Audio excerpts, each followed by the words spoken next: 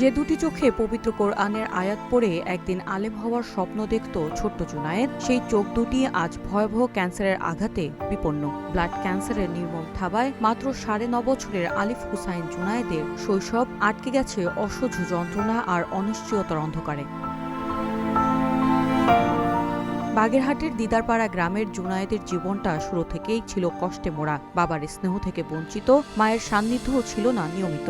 নানির স্নেহ ও ভালোবাসাতেই বেড়ে উঠেছিল মাদ্রাসার 3য় শ্রেণীর এই মেধাবী শিক্ষার্থী। কিন্তু কোরবানির ঈদের রাতে একটি জ্বর যেন মুহূর্তেই বদলে দেয় সবকিছু। পরীক্ষা নিরীক্ষার পর ধরা পড়ে ব্লাড ক্যান্সার। সর্বপ্রথম হয়েছে দুদিন মাথায় ব্যথার পরে হালকা হালকা চোখ ফুলিছে। চোখ ফুলার পরে ওর হয়েছে জ্বর হওয়ার পরে দিয়ে চোখ ফুলে তখন ওর আব্বুর ধরে ঢাকায় হটিয়ে দিছে। তাই করে পরদিন সকালে আমি ঢাকায় নিয়ে গেছি। ঢাকায় নিয়ে যায় শ্যামলি নিয়ে যায় 2 দিন কিন্তু ট্রিটমেন্ট করেছে।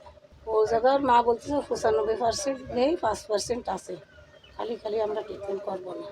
আর ওর আব্বুরে বলে 1.5 লাখ টাকা জমা রেখে ট্রিটমেন্ট চালাতে হবে। আর আব্বু তখন বলে কি আমাদের এই মুহূর্তে এত টাকা দেওয়া সম্ভব না। এখন মাসে তারা বলেছে 1.5 লাখ টাকা লাগবে প্রতি মাসে। এখন কয় মাস ট্রিটমেন্ট করতে হবে, কী করতে হবে সেটা তারা বলেনি। ও নিচে ঘুমাইতে পারে না, ওর শরীরে প্রচন্ড জ্বালা যন্ত্রণা। আজ 1 মাস ধরে ওরে সবসময় বুকের ভরে রাখতে হয়। হয় ওর নানি, নাই আমি। আমি এমন ব্যর্থ মা যে আমি 2 টাকা খরচ করতে পারতেছি না, আমারও কোনো ক্ষমতা নেই। আমিও অনেক অসুস্থ ভোগ করতেছি। তারপরেও আমার তাতে কিছু সমস্যা না। আমার সন্তান দুনিয়ার আলো ছুঁয়েই দেখুক, সুস্থ।